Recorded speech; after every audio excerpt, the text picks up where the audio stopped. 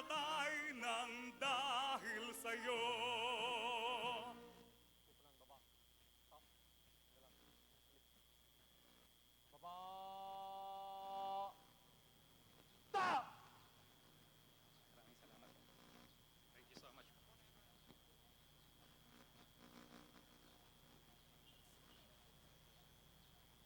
We'll now witness the raising of the 17 city colors, including the EDSA People Power Commission.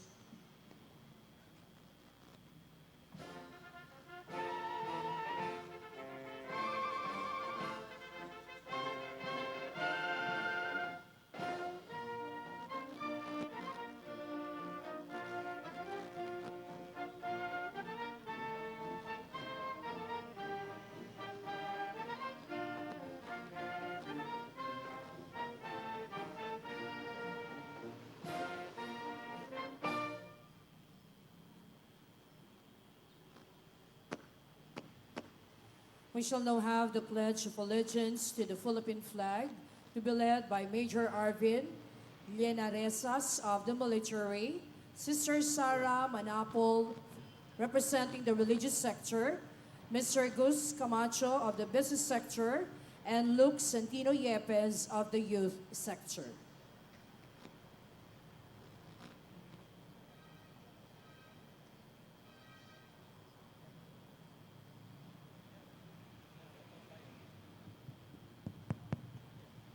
Hello.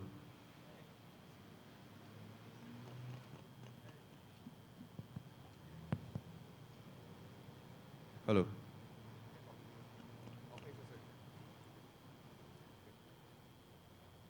Sabay-sabay po nating bigkasin ang panunumpa sa watawat ng Pilipinas. Ako ay Pilipino, buong katapatang nanunumpa sa watawat ng Pilipinas at sa bansang kanyang sinasagisag na may dangal, katarungan at kalayaan na pinakikilos ng sambayanang makadiyos, makatao, makakalikasan at makabansa.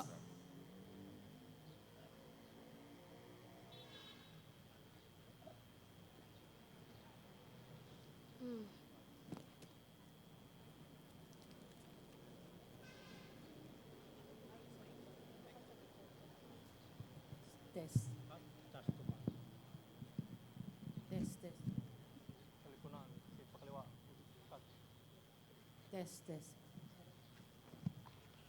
Prayer for peace, honest, and clean election in the Philippines.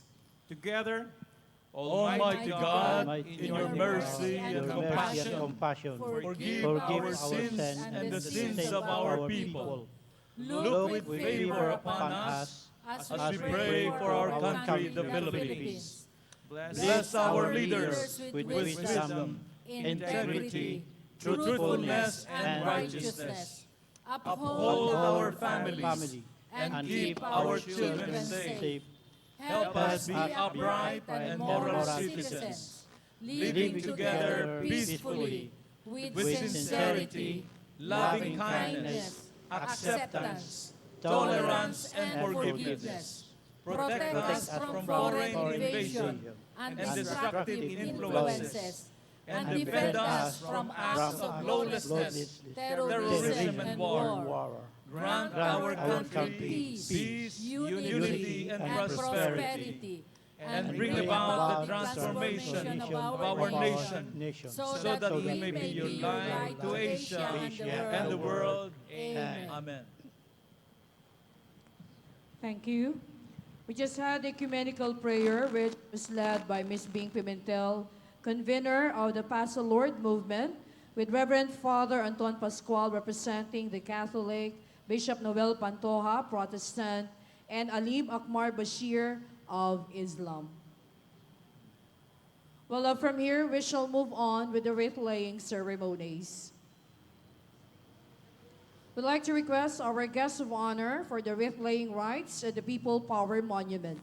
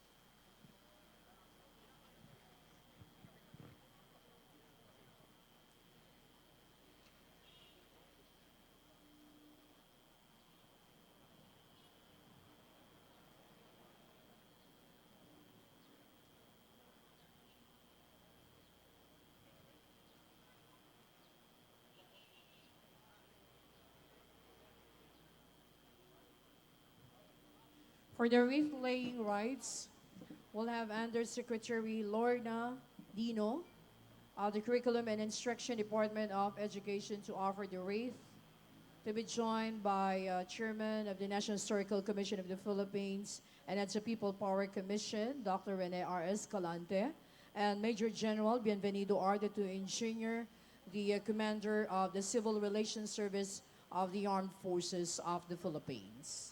Ang dadala. Kalis. Ginang, handa na po ang pag-alay ng bulaklak. Silipunan, pitpakanan, kad.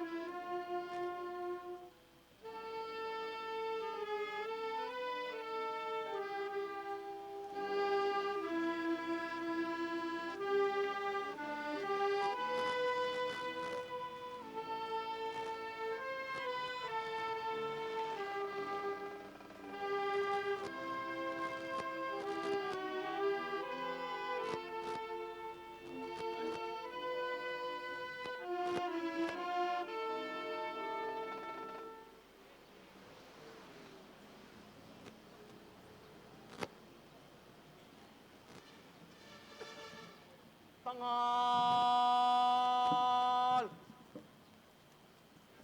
Ta!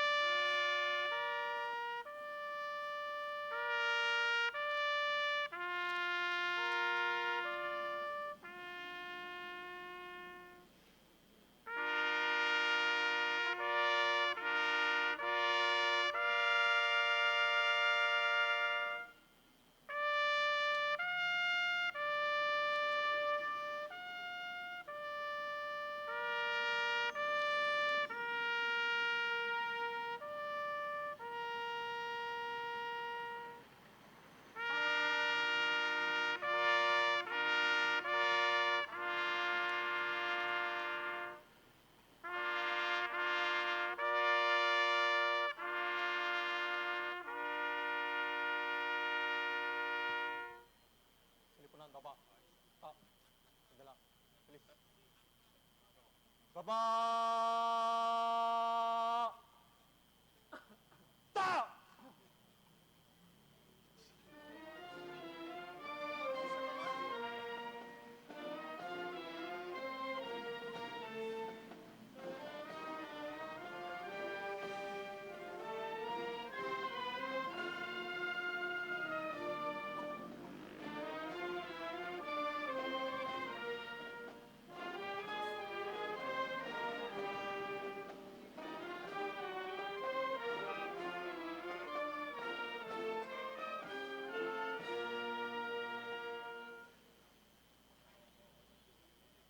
Tangal. Ta. Salipunan, tangal. Ta! Baba! Ta! Dadala. Alis. Baba!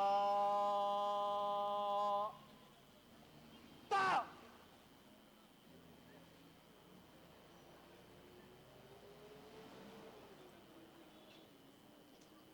Ginang, tapos na po ang pag-alay ng bulaklak.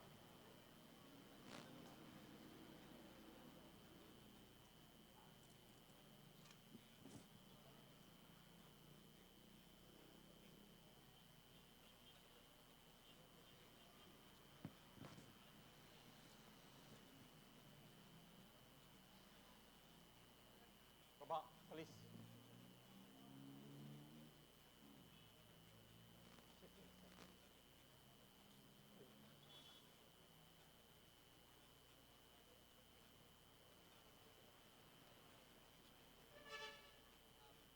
Ang dadala. Well, ladies and gentlemen, that concludes the wreath-laying ceremony here at the People Power Monument.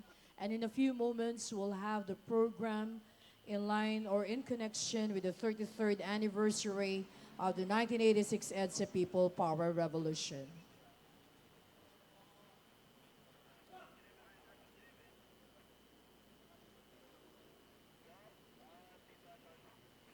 Well, meantime, the guests may be seated. Pasulong liko sa kaliwa.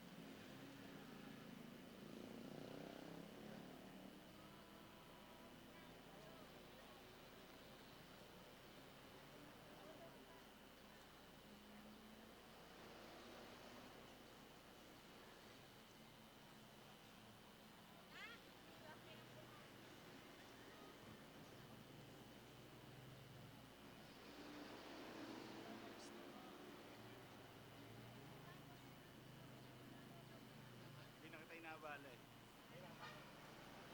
Ayos lang. Enjoy.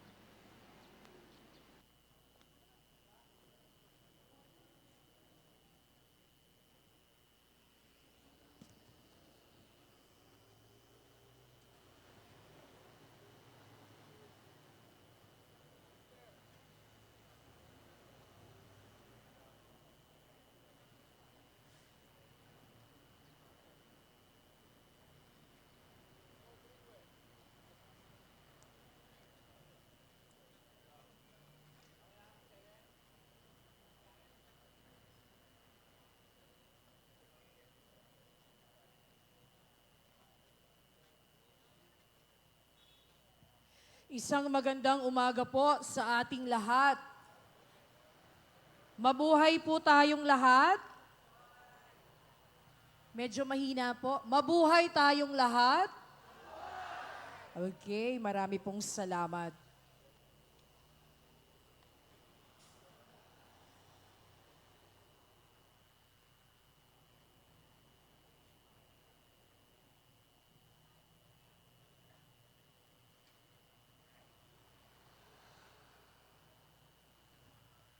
Muli isang napakagandang umaga po sa ating lahat at malugod po namin kayong binabati sa umagang ito sa ating paggunita ng ika-33 taong anibersaryo ng 1986 EDSA People Power Revolution. Sa okasyong ito ay kasama po natin si Undersecretary Lorna Digdino ng Department of Education na kumakatawan po sa ating kalihim ng Kagawaran ng Edukasyon na si Secretary Briones. Ayan po. At syempre po, inyo pong napapansin dito sa ating harapan ay kasama po natin ang mga personalidad na naging bahagi po ng 1986 People Power Revolution at gayon din po ang iba pang mga kinatawan mula sa iba't ibang ahensya at syempre pa ay kasama rin po natin ang mga taga-EDSA People Power Commission headed by its Chairman Dr. Rene R. Escalante at gayon din po ang Vice Chairman ng EPPC na si Presidential Advisor Joey Concepcion III. Well, ladies and gentlemen, as we now move on with the program for the commemoration of the 33rd anniversary of the EDSA People Power Revolution, to formally welcome everyone, we have the Vice Chairman of the EDSA People Power Commission, Presidential Advisor Joey Concepcion III.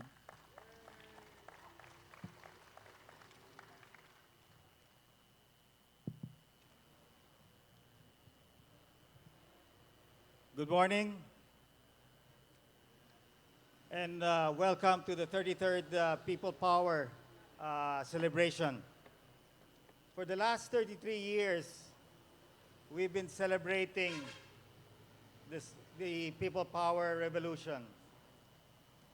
1986 was basically one of the greatest experiences I've ever felt in my life. Many of those with us in this stage today come from different generations. My generation, I was then 27 years old back then, a young kid out of school, starting work.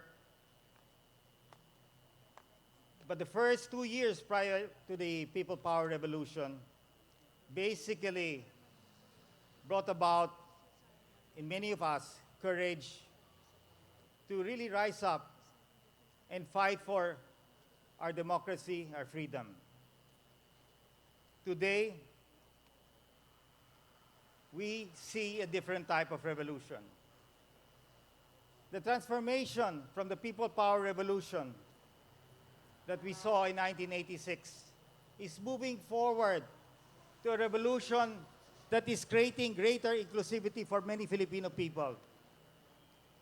Our President, Rodrigo Roa Duterte, in his pledge to the Filipino people when he was elected, was to bring about a greater inclusive growth, making every Filipino really part of a growing country.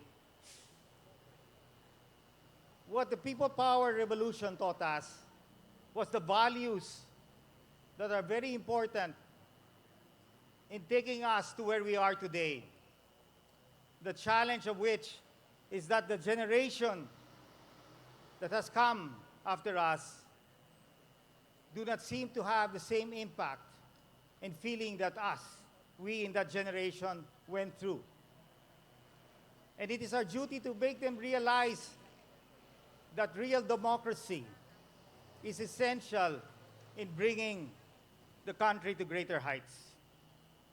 But this democracy has to be translated, in my mind, to a real economic democracy, where the country is not only controlled by the rich, but eventually many of those at the bottom of the pyramid moving to the middle class, eventually aspiring to become wealthy.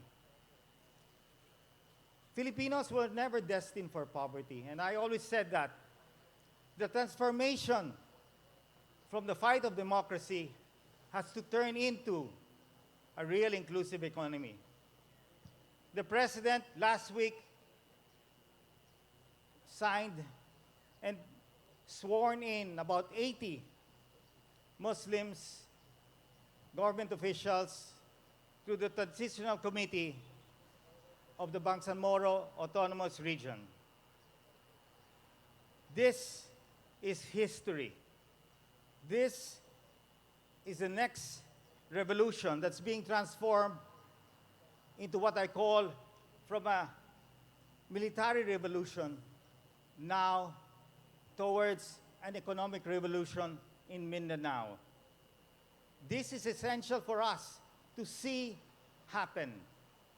In this lifetime, for the last 45 years, Mindanao was ravaged with a lot of unrest and military warfare. Finally, we see the chance of peace happening. The private sector and the government, in its full force, will come together in seeing that this dream of our President, Rodrigo Roa Duterte, does happen in his term. Then we can say that the People Power Revolution in 1986 has really transformed itself to what I call a real peaceful revolution for the entire country, not just for the Filipino people here in Metro Manila, but in the rest of the Philippine Islands. And with God's power, I'm sure that the spirit of EDSA will continue to live forever. Maraming salamat.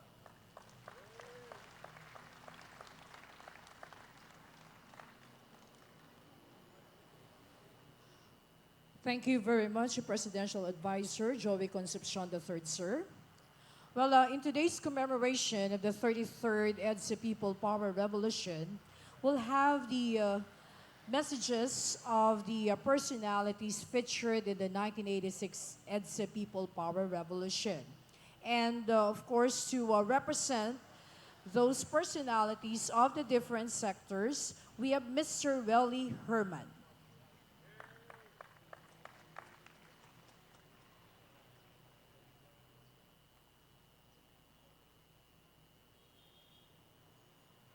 Magandang umaga po sa inyong lahat, sa ating lahat. Maraming salamat po at kahit papano, nagkikita-kita na naman tayo dito sa paggunita ng EDSA People Power Revolution.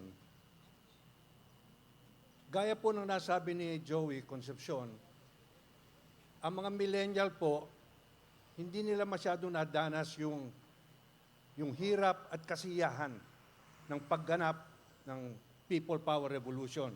Subalit kami mga perennial, natutuwa po kami na kahit paano, naaalala pa rin namin. Hindi pa kami inaatake ng Alzheimer's na makalimutan namin kung ano ang significance at ginawa para sa atin ng EDSA People Power Revolution.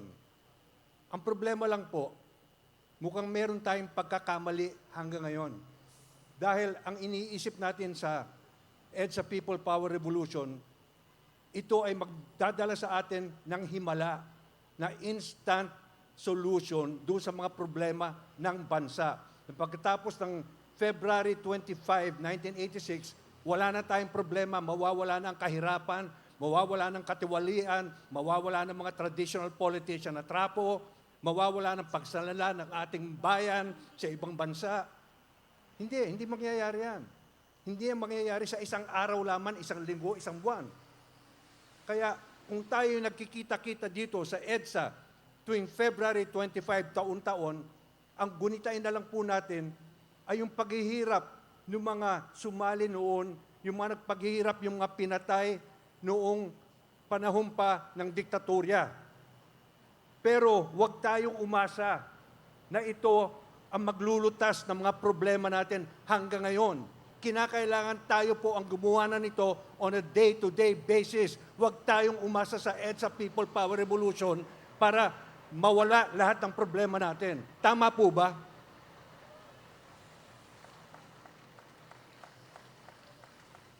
Nakakalungkot po na makitang kahit paano nagsasama-sama pa rin tayo, pero yun nga, alam ko sa aking puso't damdamin na hindi pa rin natin ganap na natatamo yung mga gusto nating matamo noong 1986.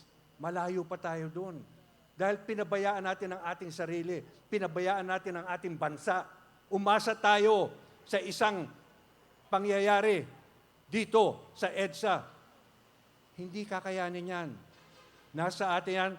Masyado naman tayong maswerte. Masyado naman tayong sikat sa ating Diyos para bigyan niya tayo ng grasya na lahat ng ating problema malulutas na. Hindi po.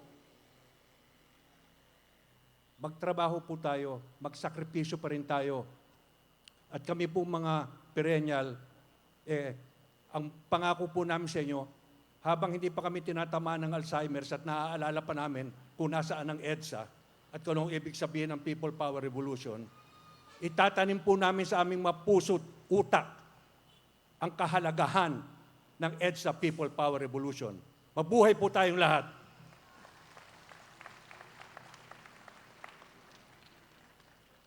Well, thank you very much to Mr. Relly Herman.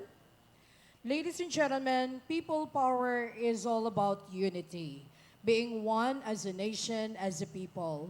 In today's occasion, we'd like to give you an intermission that will fascinate the enthusiasm and spirit of every Filipino.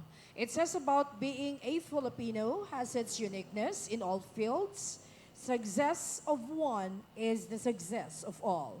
However, we may be having different actions, but in unity, as one race, together, we could succeed in all our endeavors.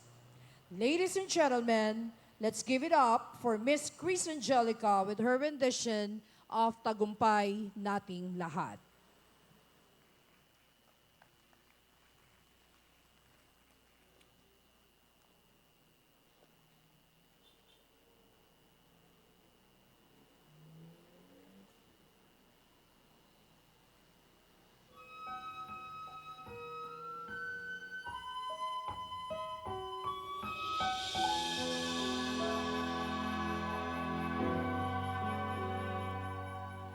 Ako'y anak ng lupang hinirang, kung saan matatagpuan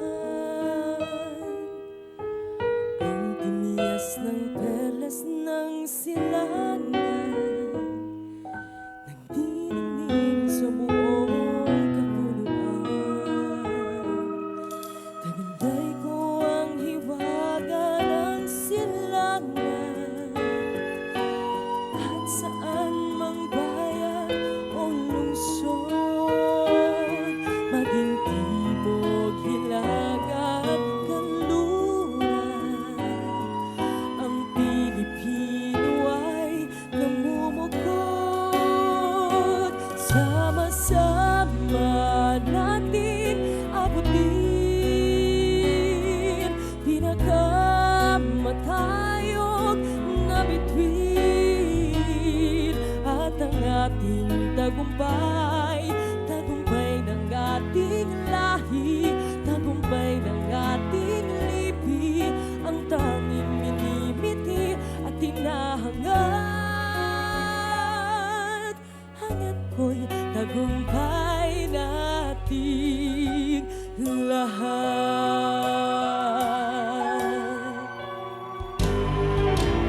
Ako ay may isang munting pangarap sa ating dakilang lupain, at sasama-sama nating pagsisikap, sama-sama rin mararating ang iba't ibang galaw, isang patutunguhan. Dito isang araw, isang kapuluan, sama-sama nating abutin pinakamatayog na bituin, at ang ating tagumpay, tagumpay ng ating lahi, tagumpay ng ating lipi, ang tanging minimithi at tinahangad. Hangat ko'y tagumpay natin lahat. Hangat ko'y tagumpay natin lahat.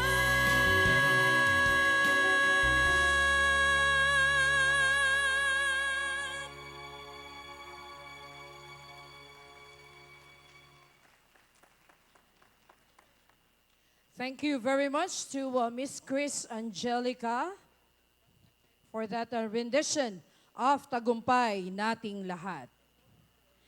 This time, ladies and gentlemen, we'll have the conferring of the Freedom Awards. And we'd like to request our guest of honor, Undersecretary Lorna Benigno, to lead the awarding. With the EDSA People Power Commission Chairperson, we have Dr. Rene R. Escalante, and the Vice Chairman, Presidential Advisor Joey Concepcion III. We also would like to request the EPPC Commissioners for the awarding.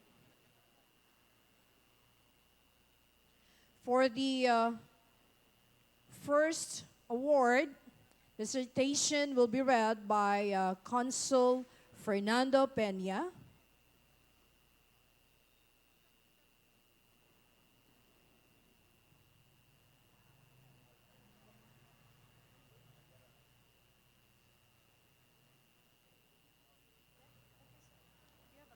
Yeah, no, I think so.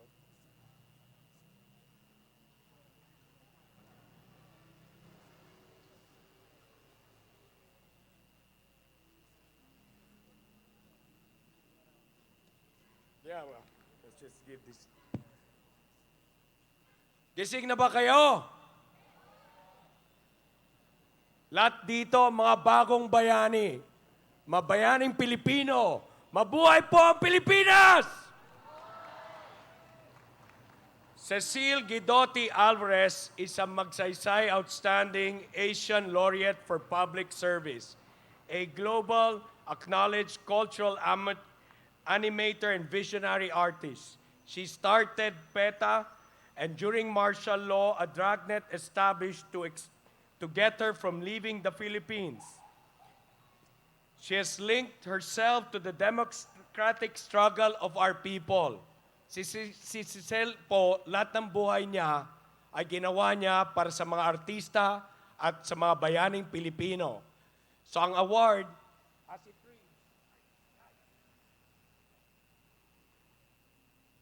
the plaque of recognition from the National Historical Commission of the Philippines is hereby given to Cecile Guidotti Alvarez for using theater to expose the social and political condition during the period of martial law through her own numerous productions on political theater, human rights abroad while in exile. Given on this day, the 33rd anniversary of the EDSA People Power. Mabuhay ang malayang Pilipino!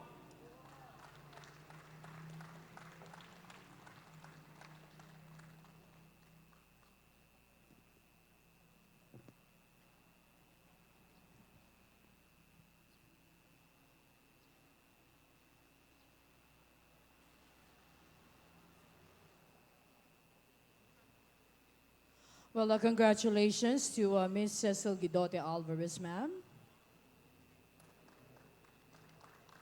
For the next award, the citation will be read by EPPC Commissioner Pastor Boy Saicon.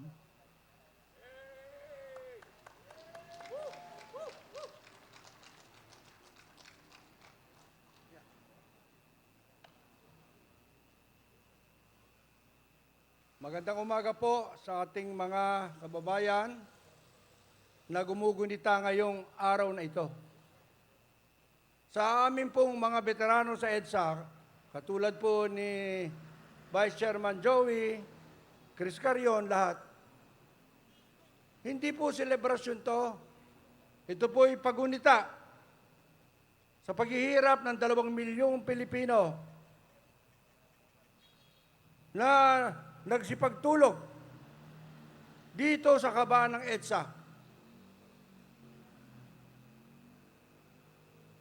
Dahil nanawagan noon ang ating mahal na Jaime Cardinal Sin. Tandaan po ninyo, ang sundalo po dapat ang pumoprotekta sa mamamayan. Pero nung EDSA po, ang taong bayan ang pumoprotekta sa mga sundalo. Yan po ang halaga ng EDSA. Ngayon po, para po natin hindi lang makalimutan kundi gunitain, may isa pong tao na matagal nang inilagay sa library niya ang mga litratong napaka-importante sa buhay ng bansang ito. Ang pangalan po niya, ang tawag ko nga sa kanya si Professor. Okay? Sani Camarillo. Kumpleto po ngayon, ipinalalabas niya sa Ayala Mall, dyan po sa Katipunan, sa Activity Center, ang mga pwedeng gunitain ninyo, mga tatay ninyo, lolo ninyo, ang mga nagsakripisyo po rito sa EDSA. Kaya wala pong pwedeng umangkin dyan kung hindi ang taong bayan. Wala pong pwedeng sabihin na sa kanya-kanya yan. Kaya po tinawag po yan na EDSA People Power Revolution.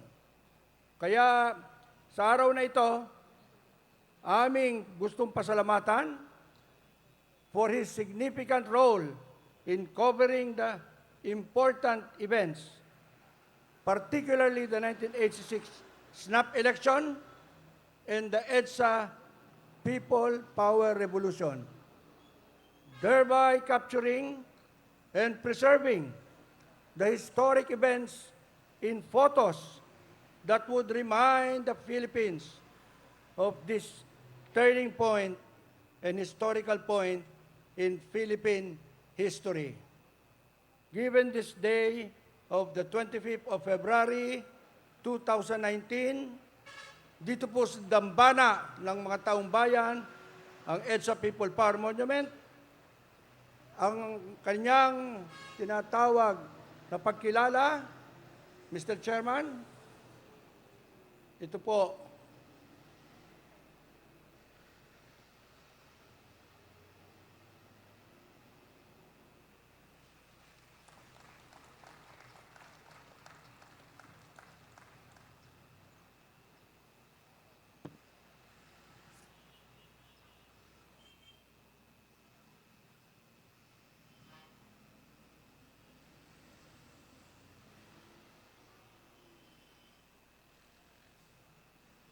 Well, congratulations to Mr. Sonny Camarillo. And for the third Freedom Award, the citation will be read by former Senator Gerson Alvarez.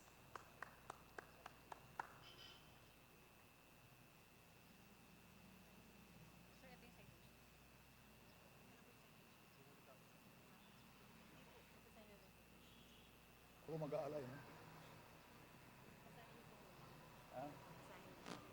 Okay.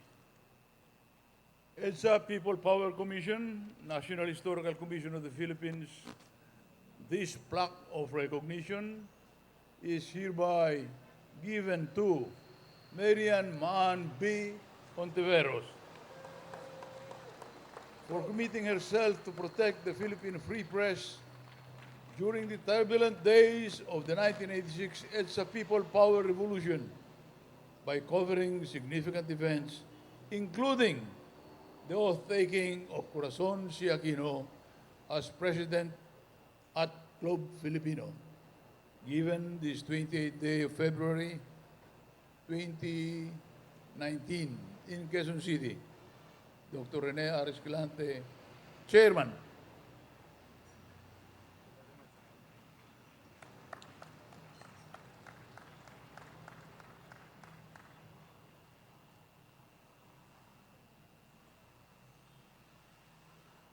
Well, congratulations to Ms. Marian Maan Hontiveros.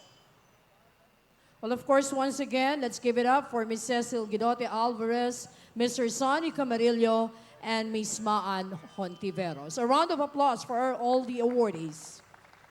Thank you very much to our guest of honor, to Dr. Escalante, to Presidential Advisor Concepcion, to our EPPC commissioners, and of course to former Senator Herson Alvarez.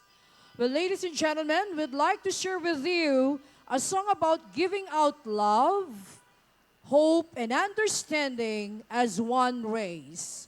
The song Isang Lahi. Let's all welcome Mr. Edwin Cando.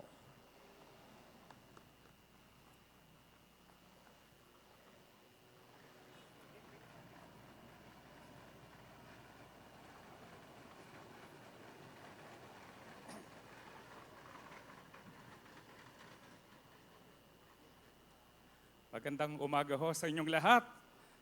Pwede ho bang isang malaking hiyawan dyan? Isang malakas na palakpakan? Alam nyo ho, ang ganda tignan ng iba-ibang kulay. Oh. Pula, asul, puti, dilaw.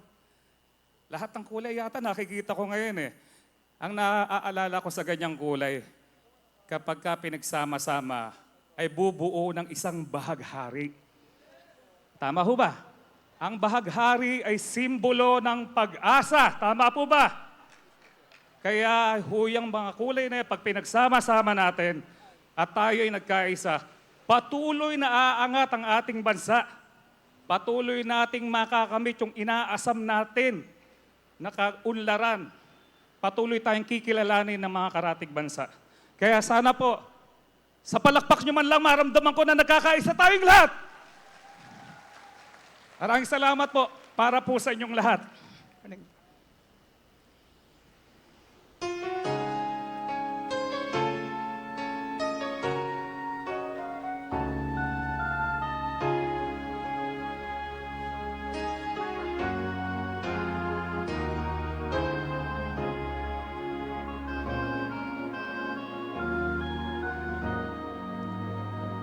Kung ang tirik mo'y di naririnig, ano nga bang halaga ng buhay sa daigdig? Darating ba ang isang ngayon at magbabago ang panahon kung ang bawat pagdaing ay laging pabulong? Aanin ko pa dito sa mundo ang mga matang nakikita'y di totoo. May ngiting luha ang likuran at paglayang tanong ay kailan. Bakit hindi natin isabog ang pagmamahal? Sundan mo ng tanaw ang buhay. Mundo ay punan mo ng saya't gawing makulay. Isa lang ang ating lahi, isa lang ang ating libing. Bakit hindi pagmamahal ang ialay mo? Pangunawang tunay ang siyang nais ko. Ang pagdamay sa kapwa'y nandyan sa palad mo.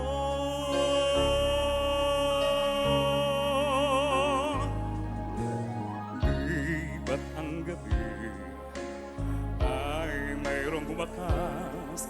Pagkatapos ng dilim ay may liwanag. Araw ay agad nasisikat, ilawan ang ating landas ng magkaisa. Bawat nating pangarap, sundan mo ng tanaw ang buhay. Mundo ay punan mo ng saya't gawing makulay. Isa lang ang ating lahi, isa lang ang ating libing. Bakit hindi pagmamalang ialay mo? Pangunawang tunay ang siyang nais ko. Ang pagdamay sa kapwa'y nandyan sa palad mo.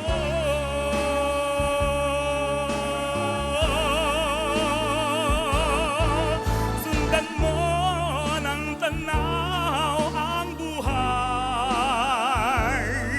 Mundo ay punan mo ng saya at gawing makulay.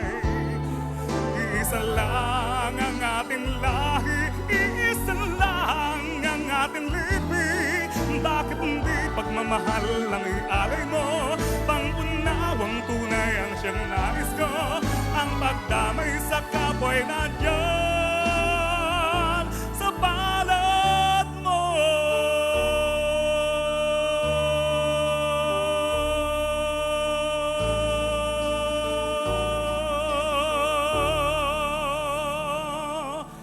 Maraming salamat po sa inyong lahat. Mabuhay ang EDSA! What a powerful voice. Ladies and gentlemen, Mr. Edwin Cando. Okay, as we now proceed with the Spirit of EDSA Foundation and Good Citizenship Movement Award, in collaboration with the EDSA People Power Commission, we'll have the brief rationale on this Good Citizenship Movement Award. And of course, we'll have Mr. Rosita Baltazar, the GCM coordinator and trustee, to deliver this rationale.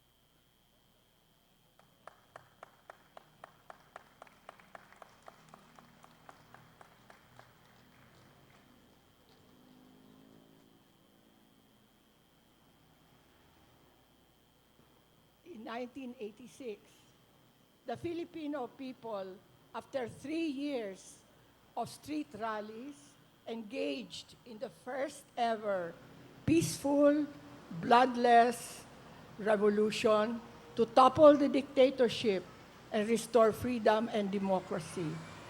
However, the high expectations of the citizenry for reforms and social change never took place. It was an unfinished revolution. So the citizens took initiatives to bring about the social transformation. In 1983, a movement for good governance was launched.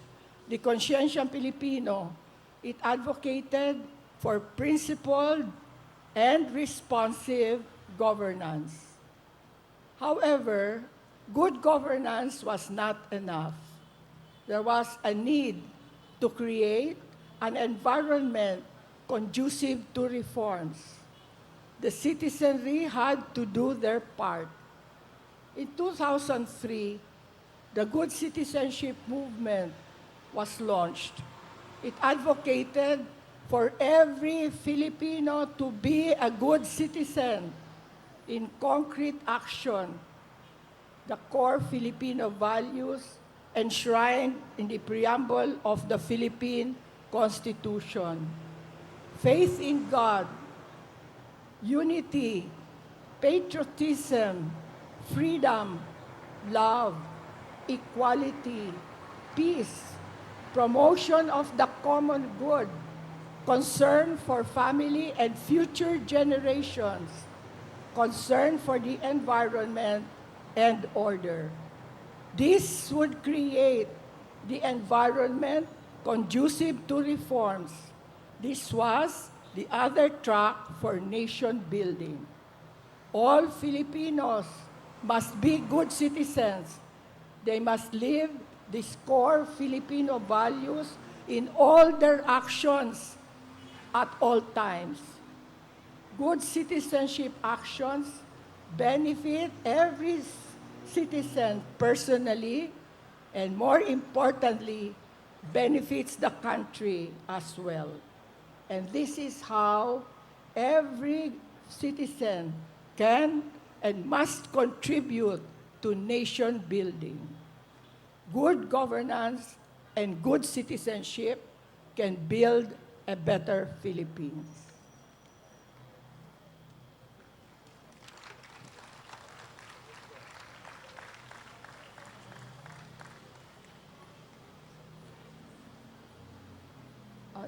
The first awardee of the Good Citizenship Award is Aksyon para sa Kapayapaan at Katarungan, or AKAPKA.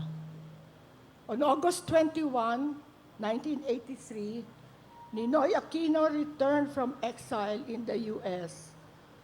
to persuade the dictator Ferdinand Marcos to restore freedom and democracy.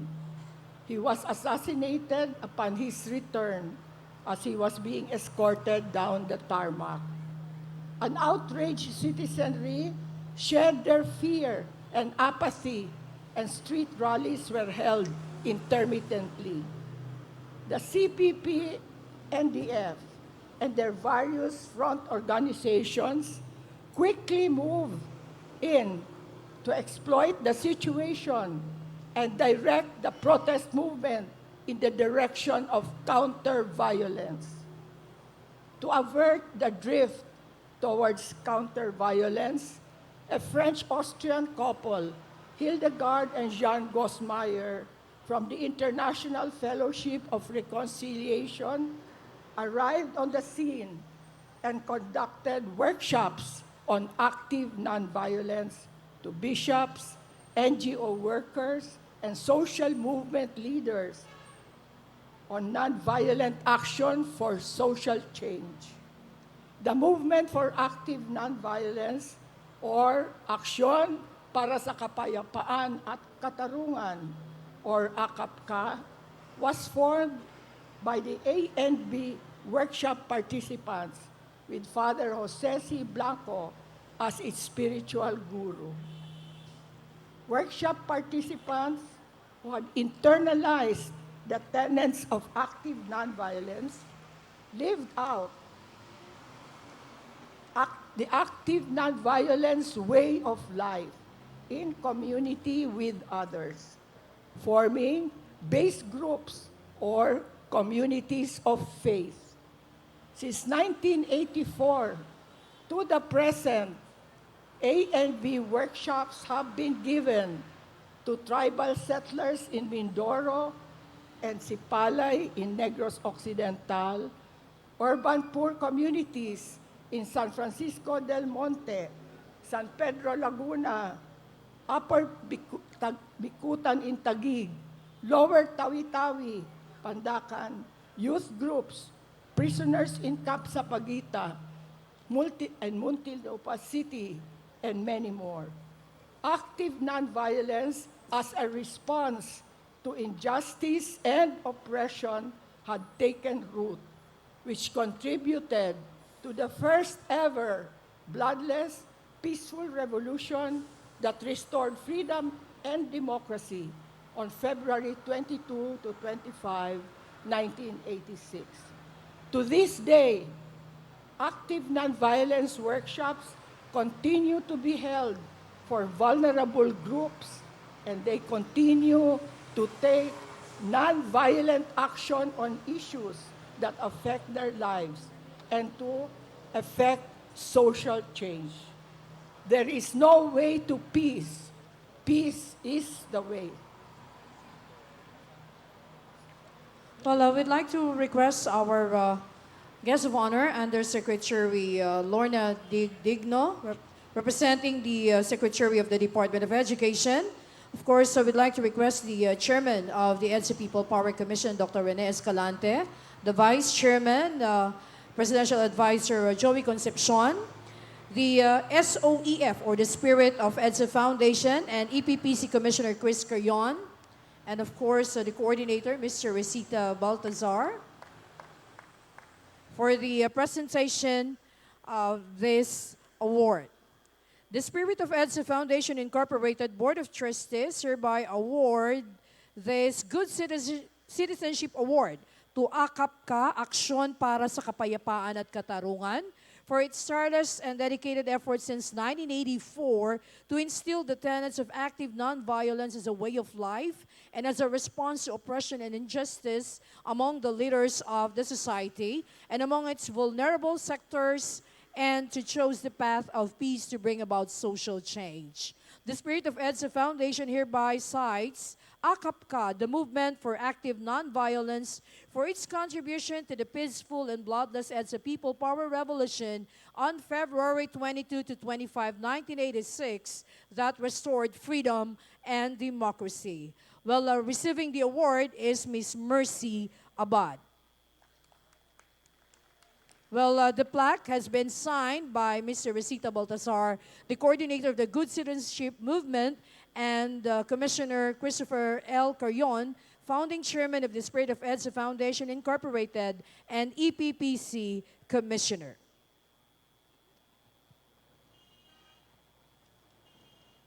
Well, this time, the citation for the next awardee, we have Miss Sabrina Artadi to read the citation. We also would just like to make mention that Miss Sabrina Artadi was was a previous awardee of the Good Citizenship Award. Magandang umaga. Maganda ba ang umaga natin? Alam nyo bakit? Dahil may peace tayo. Diba?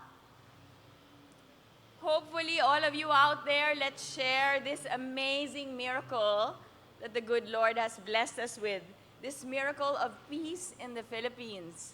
Let's share it on Facebook, on Instagram. Let's not let our millennials forget. Okay? Can I have your promise?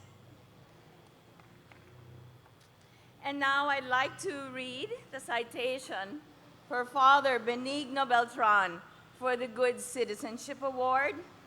The Spirit of EDSA Foundation, in collaboration with the EDSA People Power Commission, is honored, as am I, to present its Good Citizenship Award to Father Benigno Beltran.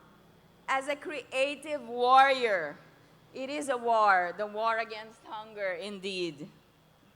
Against poverty, Father Beltran has committed the transformation of the Smoky Mountain, residents of 25,000 people, from the garbage dump dwellers to the enlightened, empowered, and environmentally proactive citizens of their communities. That is indeed powerful, because these young then become inspiration for our other street dwellers as well. Giving hope is the biggest success. In 30 years of being a pastoral priest in the Smoky Mountain, Tondo, his interventions for its transformation has been creative and innovative. One can describe his development transformations and strategy into several phases. I will tell you, this was 15 pages long. They have brought it down to 2 because he is an amazing human being. So his first phase, the spiritual values transformation. It starts with the soul.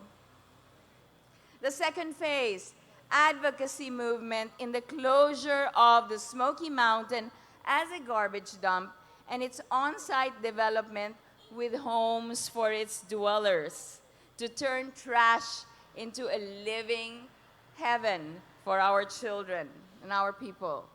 The third phase, creation of the Veritas e-trading network, where the poor communities link up with our local food producers.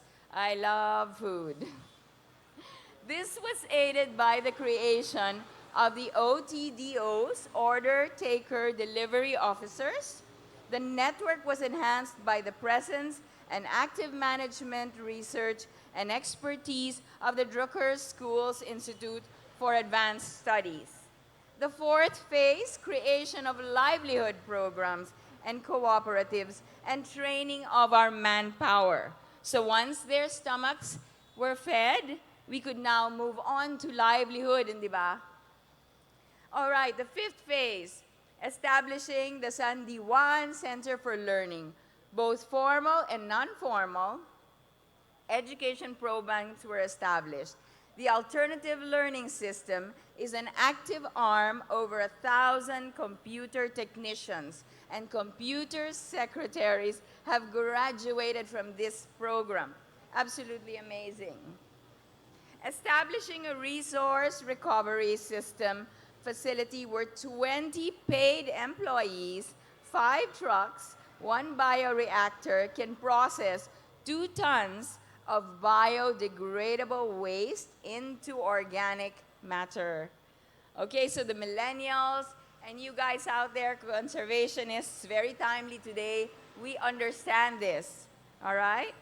And the 7th and last phase, establishing mga anak ni Inay Daigdig, a dance company with a stewardship for the earth message. Diba, everything is connected. Everything is connected.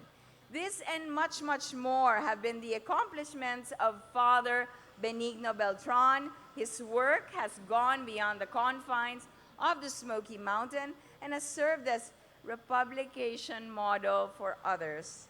The Spirit of EDSA Foundation is truly honored to give Father Beltran its Good Citizenship Award as a true warrior for charity work and an exemplar of a person who cares for his community and establishes strategic development, interventions, and nurturing a community out of poverty based on a philosophy of economic good, grounded in faith, justice, peace, and sustainability. Bravo, Father. Thank you very much. We'd like to request once again Yusik Benigno, the EPPC Chairman and the Vice Chairman, of course, Commissioner Chris Carrion, for the presentation of this award to Father Benigno Beltran. In grateful recognition of its outstanding commitment and valued service to uplift the lives of those who have less in life in the Smoky Mountain through community organizing into cooperatives for livelihood projects and resource recovery, education through alternative education systems, e-learning and computer literacy skills, building for business process outsourcing, and training of women to engage in business trading directly with farmers and fisher folks through an e-trading network. Ladies and gentlemen, a big hand for all the awardees. Thank you very much to our distinguished personalities.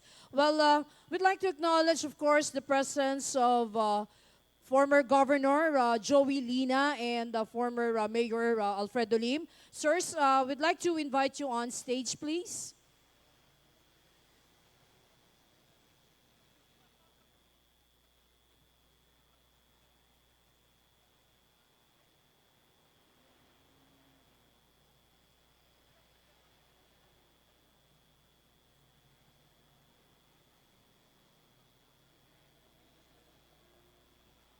Well, we have Mayor Lim.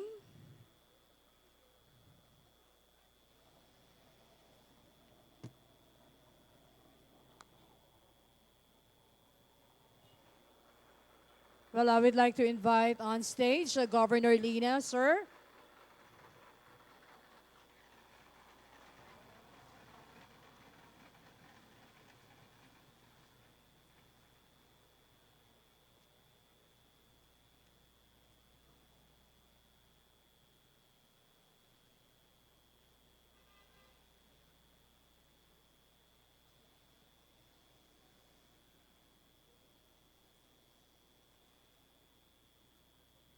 Okay, ladies and gentlemen, at this point, we'll now hear the words of our guests of honor. We have Undersecretary Lorna Digdigno, or Digdino, for Curriculum and Instruction of the Department of Education, who's representing Secretary Leonor Briones of the Department of Education.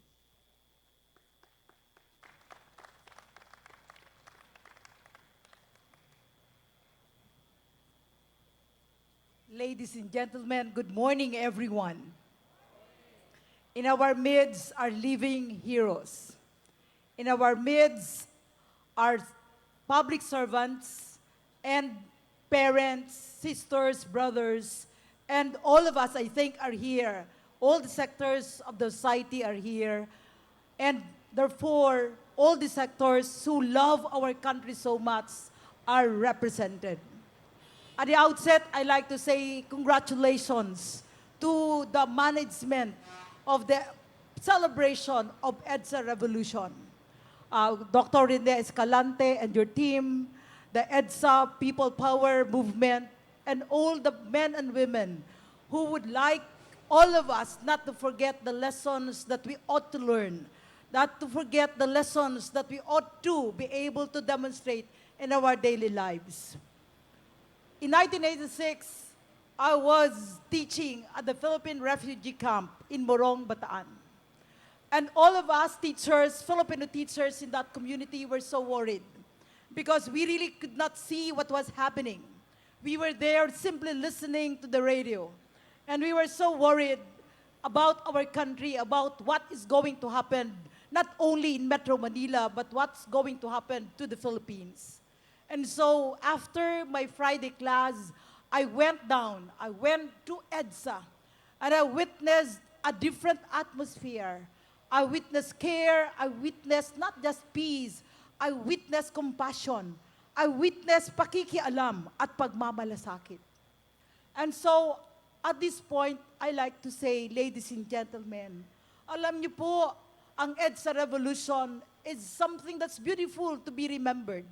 Pero it's something that we should not do, we should not repeat anymore.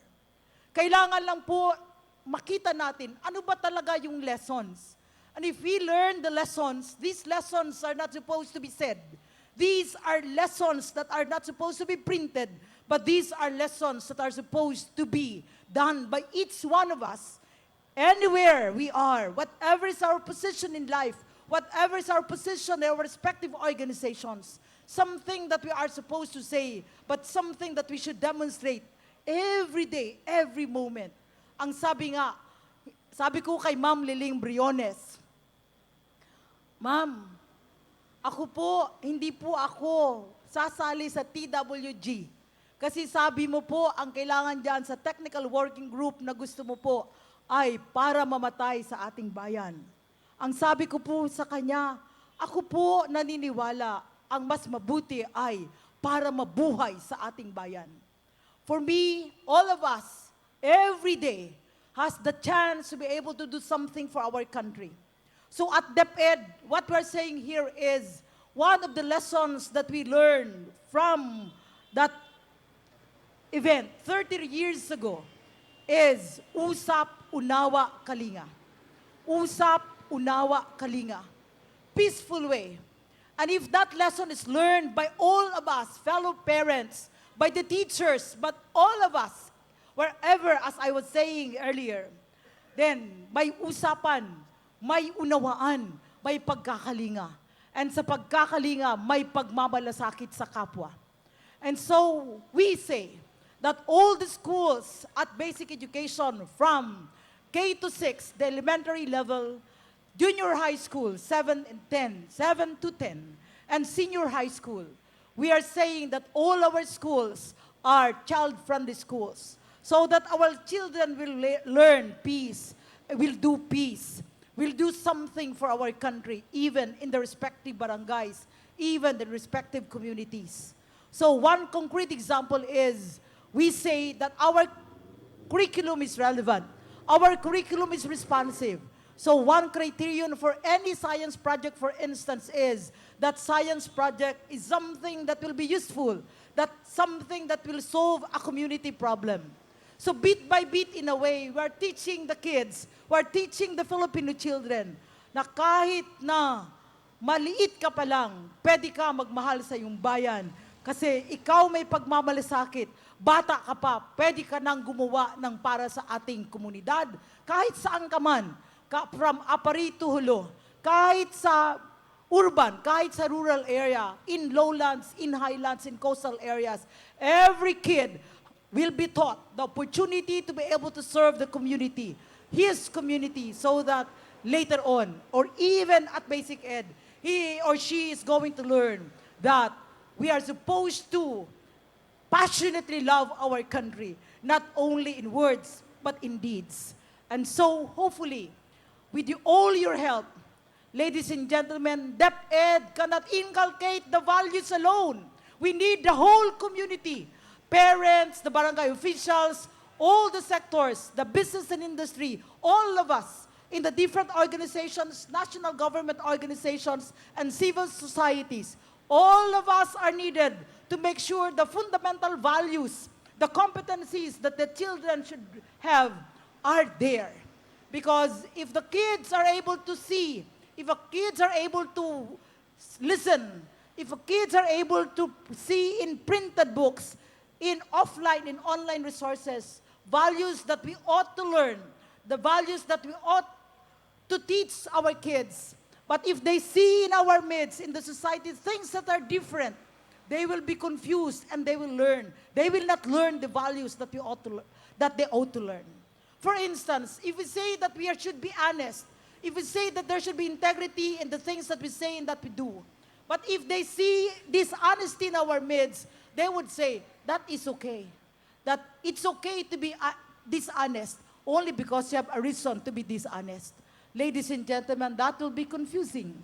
And so, we appeal on behalf of the Department of Education, on behalf of my dear Secretary, Ma'am Liling Magtolis Briones, the appeal of the more than 900,000 of us is help us to make sure that the fundamental values and competencies will be learned by our children. And before that happens, let us all help that there is inclusive education in our country, that every school-age child is able to access school, that there is no street child who is deprived of basic education. Because what our dear Sir Joel Concepcion mentioned of inclusive growth will never happen if there is no inclusive education. And so teach us, help us to make sure that there is inclusive ed in terms of access, in terms of quality. Help us to make sure that our dream for K-12, of trabajo, of college education, of middle skills development, that we are able to place graduating grade 12 students in these different curriculum exits. You can just imagine, ladies and gentlemen, what will happen in our country if every senior high school graduating student is placed in his or her preferred exit. That if he wants or she wants to go to college, that opportunity is there even before graduation. That if he wants to be employed, he wants to be an entrepreneur, that, ladies and gentlemen, would happen. That if he or she wants to pursue middle skills development, that would happen only with the help of the business and industry, with the help of the LGU, with the help of all of us. So, ladies and gentlemen, that appeal, for me, is, if done by all of us, is a demonstration that we live the lessons of EDSA revolution. That we live, that we just don't say, but we witness the lessons that we have learned in this celebration. So God bless everyone, and thank you so much for the opportunity to be able to share with you our thoughts and to be able to celebrate with you this 33rd anniversary of a peaceful, bloodless revolution. God bless everyone. Mabuhay po ang ating bansa, mabuhay po ang Pilipinas. Marami pong salamat kay Undersecretary Lorna Benigno ng Department of Education. Muli po palakpakan po natin si Undersecretary.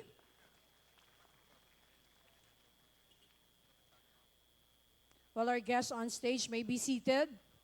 Sa pagkakataon pong ito, bago po tayo tumungo sa ating finale number for this morning's commemoration, nais lamang po nating batiin yung atin pong mga kasama ngayong umaga. Nariyan po ang City Government of Quezon City. Nasaan po yung ating mga kinatawan? Please stand to be recognized. Nasaan? Nasaan po ang Quezon City? Ayun, okay. Ang City Government of Mandaluyong. Okay? City Government of Muntinlupa. City Government of Taguig. Ayan, nandyan yung ating tourism officer ng Taguig. Of course, DILG. Nasaan po yung ating mga kasama from DILG? Of course, nandito po si Yusek Dino. Ayun. Next, we have from MMDA. Ayan. Of course, from the Armed Forces of the Philippines, nariyan ang Philippine Army, Philippine Air Force, Philippine Navy, kasama rin po ang Philippine Marine Corps. Kaway-kaway naman kayo dyan. Sound off, sound off. Ayan. Well, from the Boy Scouts of the Philippines. Boy Scouts? Ayan. Okay. So let's also acknowledge Liga Independiente. Ayan, mga nakasuot ng kerchief na Bonifacio. We also have our youth organization from Highway Hills. Highway Hills Youth Organization. Okay. Sama ka na. Is that it? Sama ka na. Ayan, meron ding association. Of course, the Philippine National Police. Philippine National Police. We have here, of course, the NCRPO chief and other personalities from the Philippine National Police, from the Civil Service, then Philippine Information Agency, DPWH, andyan si Kuya Egay at si, sino na? Si Kuya Jojo, okay. DepEd, from DepEd, ayan, sina Romy Paraino. From DND PVAO, Philippine Veterans Affairs Office, nandyan si General Caballas, and of course, from the Office of the Administrator ng PVAO. Ayan. Well, ladies and gentlemen, ngayon man ay, of course, pinasasalamatan natin yung mga tao na naririto ngayong umaga. We know that gumising pa po kayo ng napakaaga. No? Well, yung iba naman po, we know for sure that those who are not physically present with us, they may not hear with us, but of course, all Filipinos are one with us in spirit. Nice din po natin bigyang daan, announcement lang. We have a job fair sponsored by the Department of Labor and Employment. Yan po ay ginaganap sa Star Mall at ito po'y bilang bahagi ng ating paggunita ng ika-33 taong anibersaryo ng EDSA People Power. Okay, so ladies and gentlemen, before we wind up today's commemoration, we'd like to feature some patriotic songs that could very well inspire us to unite towards peace. The songs Bayan Ko, Magkaisa, Ako ay Pilipino. These songs will be rendered by Mr. Renz Verano.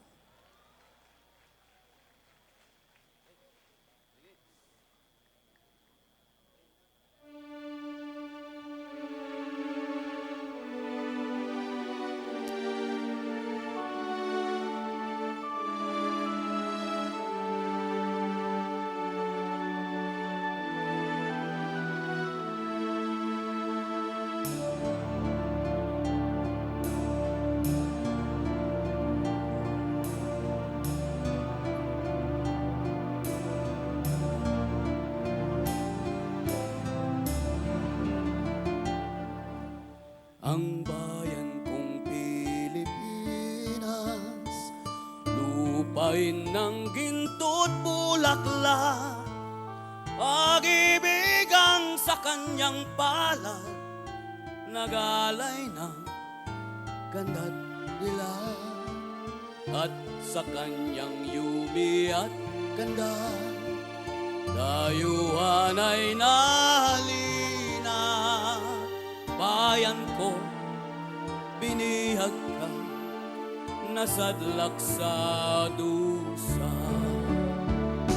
Ako'y Pilipino, ako'y Pilipino, tas no kahit kanino ang Pilipino ay ako.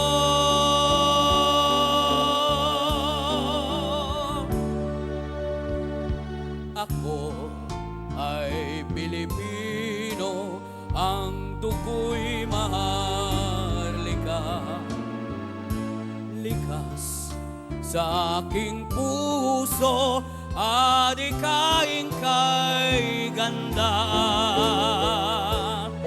Ibon mang may layang lumipad, kulungin mo at umiiyak. Bayan pa kayang sakdal nila, ang di magnasang makalpas. Pilipinas kung minumot ka, ugat ng luha ko't dalita. Aking adika, makita kang saktan. Laya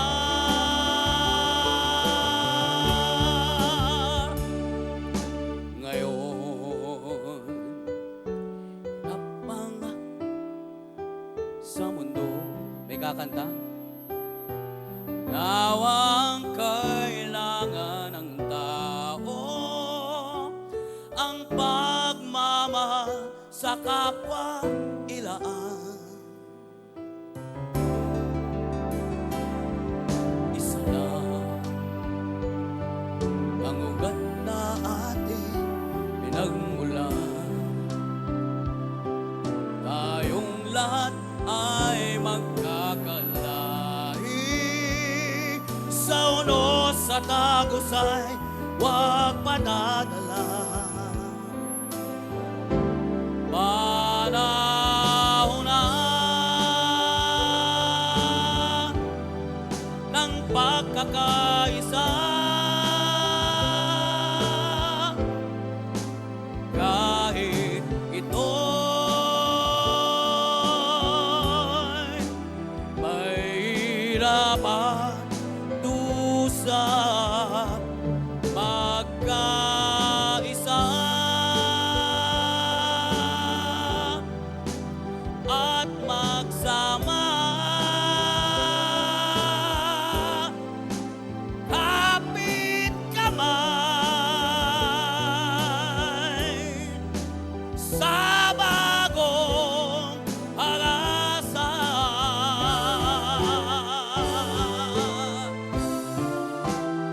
Ang bayan ko'y tanging ikaw, Pilipinas kung mahal ang puso ko at buhay man sa iyo'y bibigay.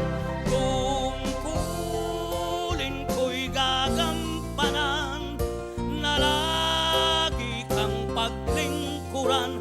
Ang laya mo'y babantayan, Pilipinas kong mahal. Ibon mang may layang lumipad, kulungin mo at umiiyak. Bayan pa kayang sakdal nila, ang di magnasang makalpas. Pilipinas kung minumot ka, ugat ng luha ko't dalita. Aking adika, makita kang saktan. Laya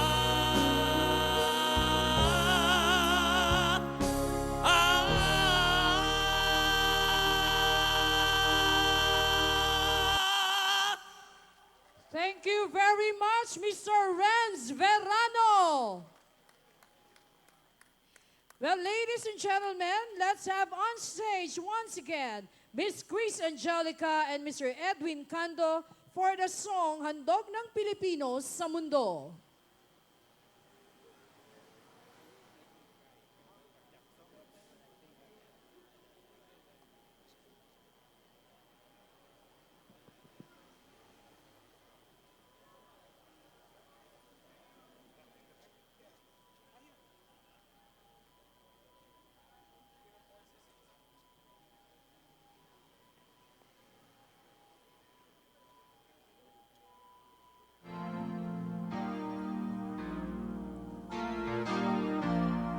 gusto kong sumabay, pwede ho. Di ako papayag mawala ka muli. Di na ako papayag na muling mabawi. Ating kalayaan kay tagal na nating likid. Di na papayagang mabawi muli.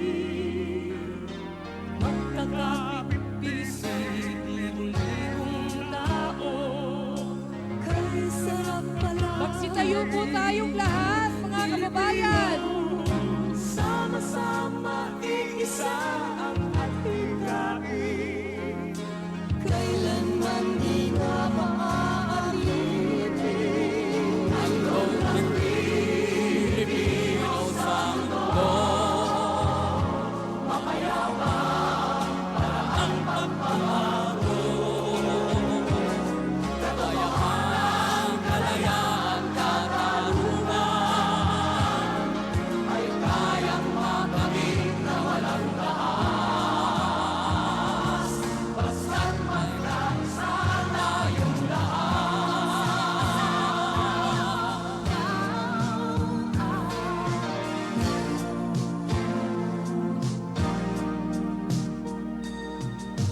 basta nang nagaganap sa aming bayan, magkasama ng mahirap at mayaman, kapit-bisig, madre, pari at sundalo. Naging langit itong bahagi ng mundo. Huwag muling payagang umiral ang dilim. Tinig ng bawat tao'y bigyan ng pansin. Magkakapatid lahat sa Panginoon. Ito'y lagi nating tatandaan. Pilipino sa mundo, mapayapang paraang Let's wave our hands. katotohanan, kalayaan, katarungan ay kayang makamit na walang dahas. Basta't magkaisa tayong lahat, handog ng Pilipino sa mundo. Mapayapang paraang pagbabago. Katotohanan, kalayaan, katarungan ay kayang makamit na walang dahas. Basta't magkaisa tayong lahat, handog ng Pilipino sa mundo. Mapayapang paraang pagbabago. Katotohanan, kalayaan, katarungan ay kayang makamit na walang dahas. Basta't magkaisa tayong lahat. Thank you. Mabuhay ang EDSA! Marami pong salamat.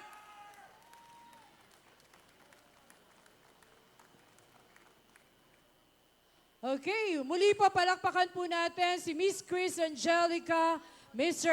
Edwin Cando, and of course, Mr. Renz Verano.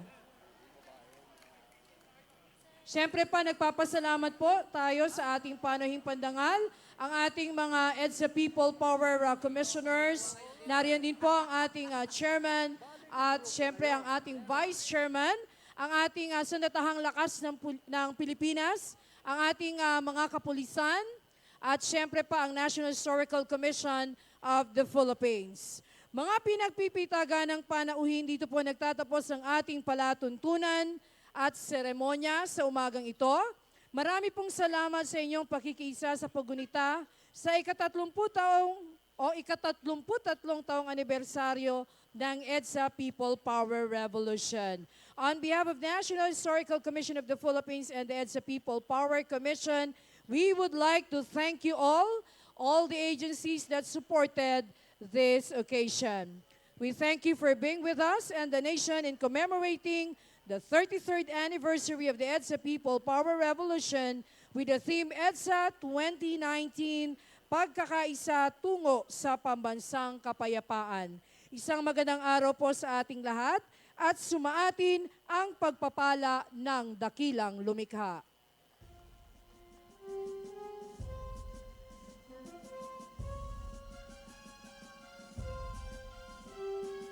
One more 1,000 years of hope, my world will rearrange.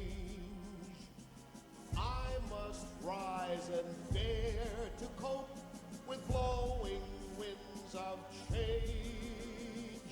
Once protective paper walls gave comfort to my land, but now that comfort's proven false, and I must take command.